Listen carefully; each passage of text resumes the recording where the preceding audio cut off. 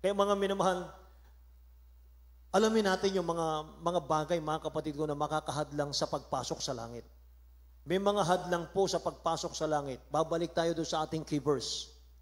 Mga minamahal ko, unang-una po, mga kapatid, hadlang sa pagpasok sa langit, unbelief.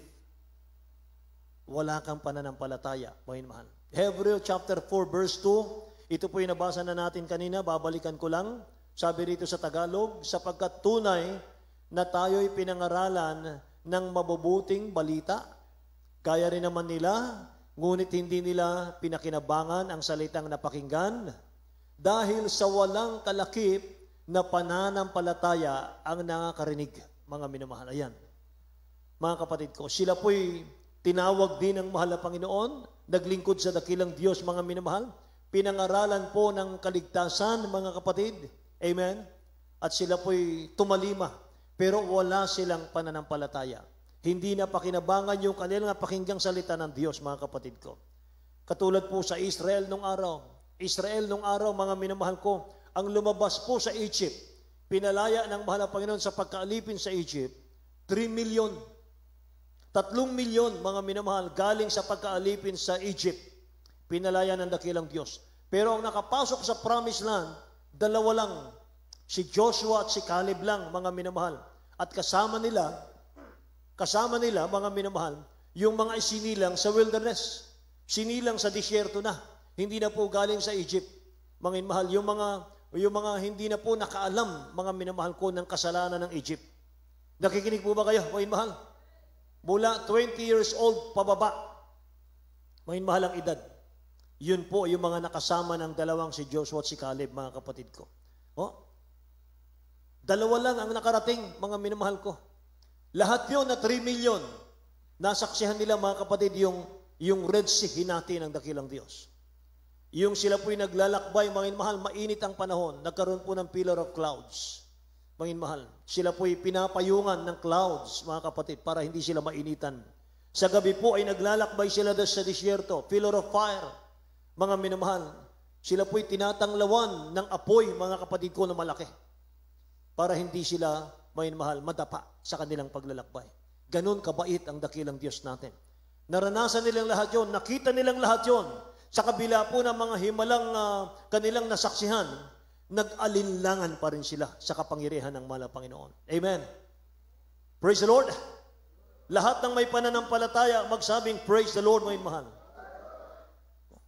Siyempre po, nakakatakot naman, mga mahal, di ka mag-praise the Lord. Amen ba? So, 1 Corinthians chapter 15, verse 2, mga minamahal, ito po yung paalala sa atin, mga kapatid ko, ng mga talatang ito.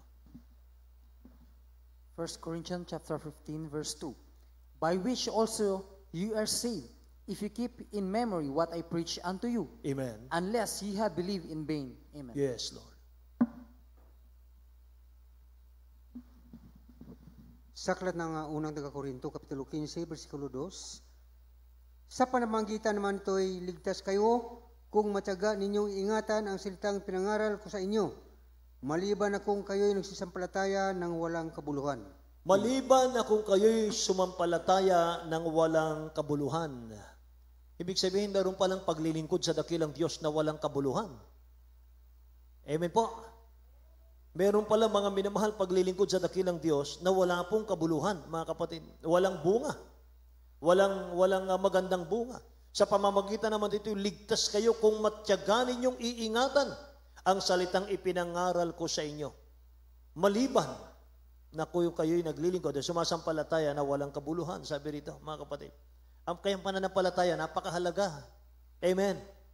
Ang pananampalataya, napakahalaga sapagkat ang mga walang pananampalataya, mga minamahal ko, sabi ng banal na kasulatan, ay hindi maaring kalugod-lugod sa dakilang Diyos.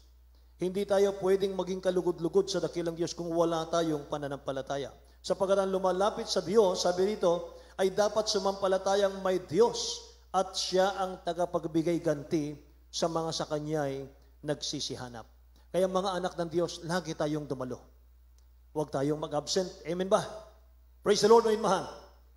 Mga kapatid, huwag lamang mga minamahal yung matatapat ng mga Kristiyano ang pinagpapala ng ating mahal na Panginoon. Dapat lahat tayo pinagpapala. Amen.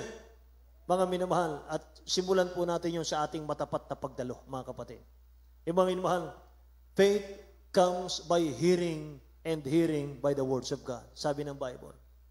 Ang pananampalataya daw, nanggagaling yan sa pakikinig ng salita ng Diyos. Amen.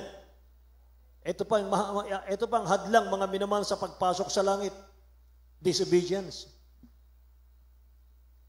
Disobedience, mga minamahal. Hebrews chapter 4, verse 6 and 7, mga kapatid.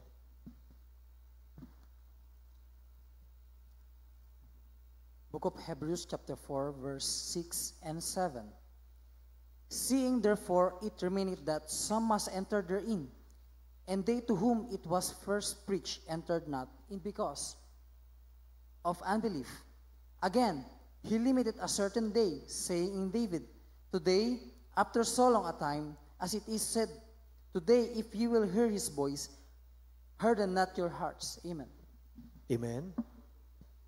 Kung mapakinggan nyo ang salita ng mahal na Panginoon, huwag niyong pagmatigasin ang inyong puso, sabi rito. Sa Tagalog po. Ito po sa Tagalog. Kaya't yamang may natitira pang ibang dapat magsipasok doon, at ang mga pinangaralan ng una ng mabubuting balita ay hindi na nangapasok dahil sa pagsuway. Ay muling nagtangi siya ng isang araw. Ngayon pagkatapos ng ilang panahon na sinabi sa mga awit ni David, ayon sa sinabi ng una, ngayon kung marinig nyo ang kanyang tinig, huwag nyong papagmatigasin ang inyong mga puso. Amen. Lahat magsabing praise the Lord, mga minamahal ko. Yaman daw na may natitira pang ibang dapat magsipasok doon. Sino yun? Tayo po yun. Mga minamahal, last na to eh. Tayo po yun. Kaya't yamang may natitira pang ibang dapat magsipasok doon at ang mga pinangaralan ng una ng mabuting balita, sino yun? Yung Israel nung panahon ng Old Testament. Mga minamahal.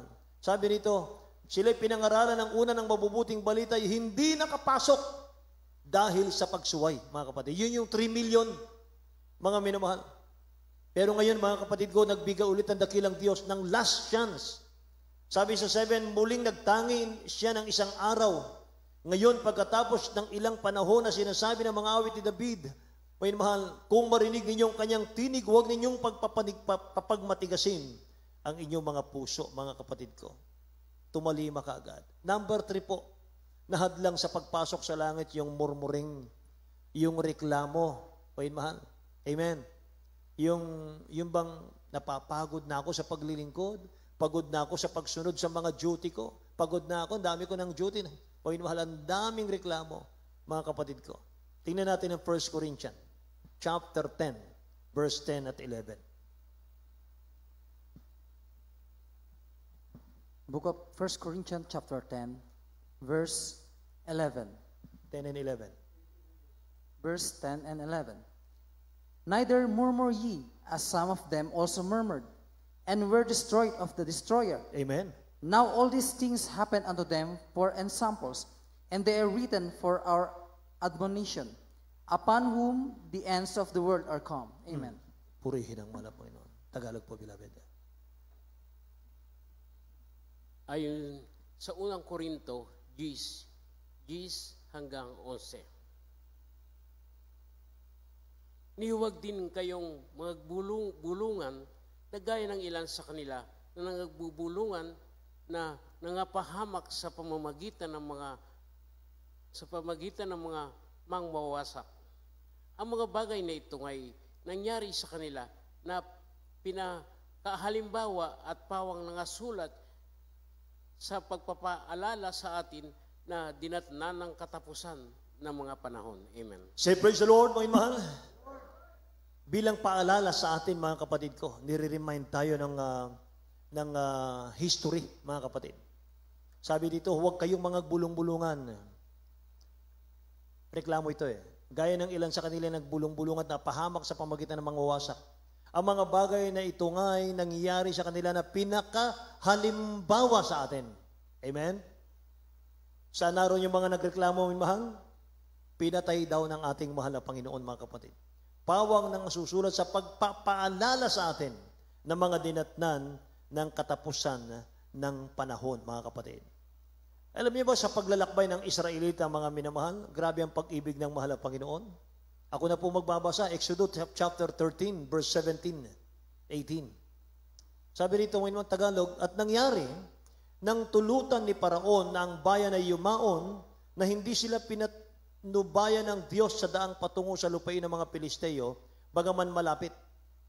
Sapagat sabi ng Diyos, baka sakaling ang bayan ay magsisi pagkakita ng pagbabaka at nagsibalik sa Ehipto. At magsibalik sa Ehipto. Kundi pinatnubayan ng Diyos ang bayan sa palibot sa daang patungo sa ilang sa tabi ng dagat na mapula at ang mga anak ni Israel ay sumampang nakasakbat mula sa lupain ng Ehipto. Mga kapatid, anong ibig sabihin ng dalawang talatang ito? Ang dakilang Diyos, mga minamahal, inalalayan sila, yung Israel, mga kapatid, na hindi sila pinadaan kung saan may mga kaaway na makapagpapahina ng kanilang loob. Mga minamahal, bagkus mga kapatid ko, pinadaan sila ng dakilang Diyos kung saan nila masasaksihan yung mga dakilang himala ng dakilang Diyos, katulad po ng Red Sea. Amen ba? Ganun pala ang dakilang Diyos natin, mga minamahal. Aalalayan kanya, mga kapatid. Kung makikita niya, mga minamahal, na yung dadaanan mo yung makapagpapahina sa iyo, mga kapatid ko, ililihis kanya ron. Amen. Aalalayan kanya. Lahat magsabing praise the Lord, mga kapatid. Pero mga minamahal, hindi nakita ng Israel yon. Kaya naging matigas pa rin ang ulo ng Israel. Kaya yung 40 days na kanilang paglalakbay, na dapat diretso lang, ginawang 40 years ng mahal na Panginoon. Mga minamahal, amen. Praise the Lord. Kaya huwag daw nating tularan, mga kapatid ko, yung mga nangyari noon.